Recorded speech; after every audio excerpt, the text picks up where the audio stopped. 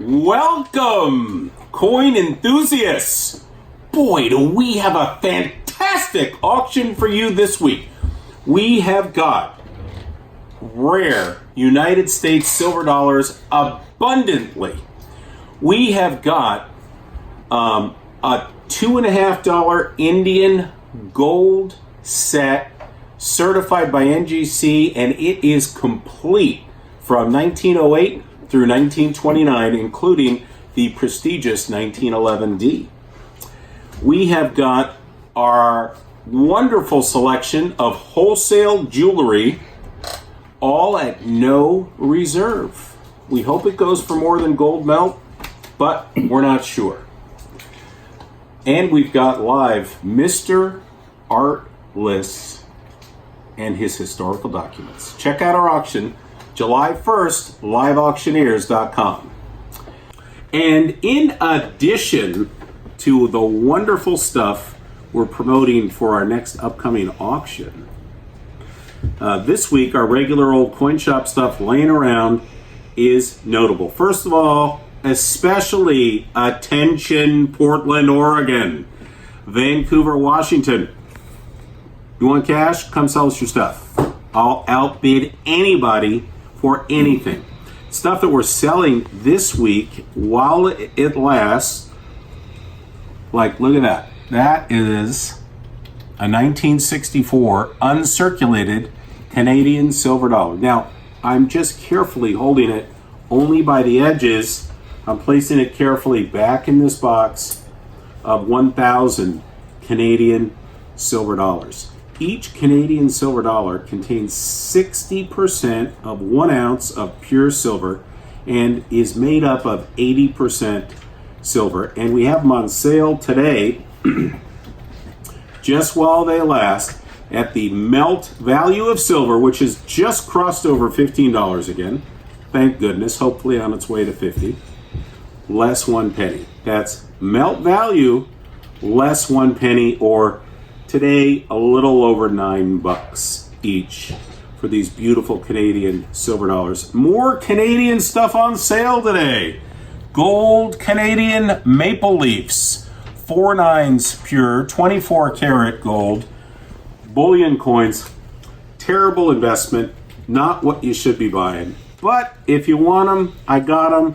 These are gold melt value less $1 to you, my favorite customer out there in YouTube land. We also have a 2012 box of Canadian silver maple leafs. A price too low to go out on the air. But if you want a price on that, give me a call, 888-655-COIN. In addition, all the stuff you see tagged on our newsletter, whether you're selling to us or buying from us, I agree now, here, live, on video, to give you the single best price you will find in the nation. I want your business, and I'm willing to do that for you. I've been in this building since 1994. I'm the auctioneer for our upcoming auction, where we are featuring today our actual consignor, notable collector, historian, and seller of these particular historical documents, Art Liss. Kenny, well, thank you very much. And I wanted to point out, as active collectors, everyone that actively collects is in pursuit of somebody in order to acquire their signature. This is lot 5, July 1st, right here. Yes. This photograph was famous at the time in 1981. It was the first time 4 presidents of the United States met at the White House. Wow. This and event, which presidents are they? Well, we have President Reagan, President Ford, President Carter, and President Nixon.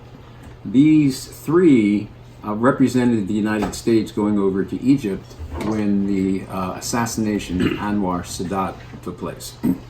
This photograph became highly circulated without signatures. So a collector's zeal at that point was, what can I do to acquire the signatures? It was not overnight. It actually took 5 years, Kenny.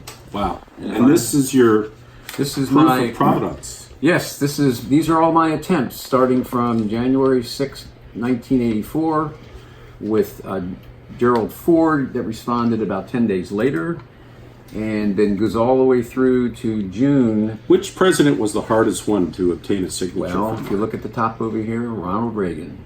In fact, Kenny, you know what it took? It took a little bit of perseverance, because after Ronald Reagan was out of office and after 7 attempts, I saw this article in the, it was San Francisco Chronicle, and it talked about life after retirement, and it mentioned about his kitchen cabinet. And so I decided, what if I can send a request to any one of those four? Would somebody respond? And in 1988, Reagan had an office in the big building in Century City in the Die Hard movie referred to as Nakatomi Somi Tower, where Bruce Willis, jumped off the roof in the movie Die Hard. It's a famous building. And here, if I might just add, May 3rd, 1989, letter from Holmes Tuttle, secretary. She forwarded this on to Fred Ryan, who was Reagan's chief of staff. And then my thank you note to Nellie, asking for the address and phone number. Nellie calls to say she heard from Fred Ryan and Reagan will sign. Wow. And on June 16th, the photo arrived. In 1989. In 1989. August, right? That's May. That's May. It's a 5. And so right after that, I did what you need to do as a good collector, and that's send a thank you. Thank you note to Fred Ryan, to Nellie Mecklenburg, and Carmen Ballard, and Liss Simons, Ford's assistant. So this province is well earned and well deserved for the future collector. Now, what Art's got 50 lots in this next sale. What's another lot you'd like to share with us today, Art? Of interest to those. Oops, get this here. Of interest to those who may be aware of Alexander Hamilton with the Broadway show. Well, somebody killed Alexander Hamilton in a duel. I don't know if it was purposeful or accidental, and that was Aaron Burr. And I can see his signature. This is a autograph letter signed by Aaron Burr in 1801. It's a full leaf, which means on the front side was the letter which I just showed. The back side was the address along with the free franc where you can see Aaron Burr's, and then it was folded in the form of an envelope and then mailed to the recipient. And this recipient in this case was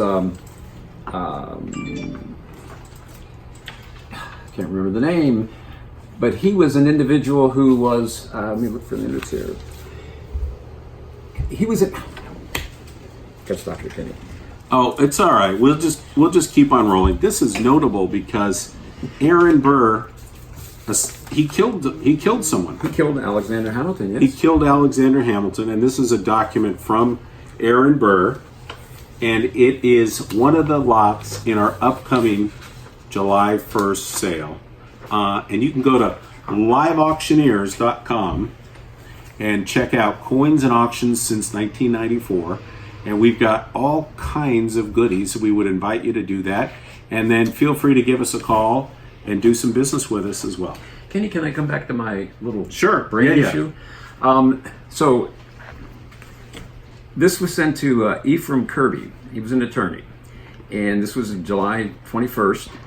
And the content says, "You must pardon me, my dear sir," because he was writing this as vice president, "for writing little and cautiously, for you have taught me to distrust your post office.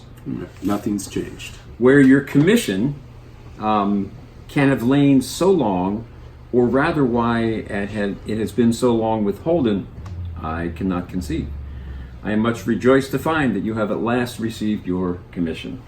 Ephraim Kirby had been appointed by President Thomas Jefferson as supervisor of U.S. revenue for Connecticut, and evidently did not receive his commission from Washington promptly.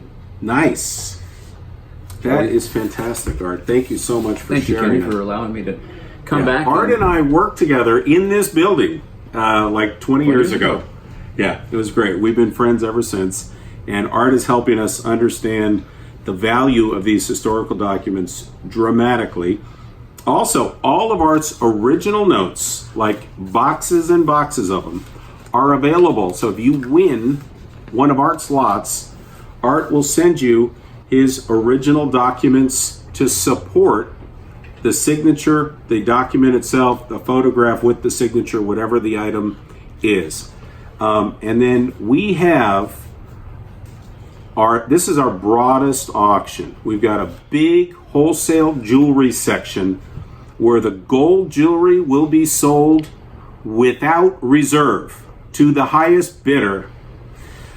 This auction has a complete certified set of $2.50 Indian gold coins. It's an interesting coin because, Art, I'm sure you know, the Indian, the $2.50 and the $5 gold Indian are one of two coins ever struck by the United States Mint, which has been operating officially since 1793 when it first struck the chain cent, that where the coin is infused or basically chiseled in as opposed to struck up.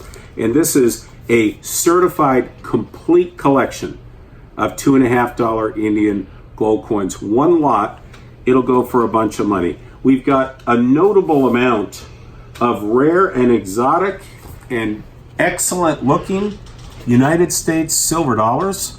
Look at the beautiful proof-like surfaces coming off of that 1883 Philadelphia. All kinds of silver dollars in there as usual. Some other gold coins and all kinds of goodies. But we also have the notable collection of ancient coins that are certified by NGC, and then all capped off by the beginning, the first 50 lots of the Art Liss historical document collection. So check out liveauctioneers.com, look up our auction. It'll be going off live Monday, July 1st, and until then, may the force be with you.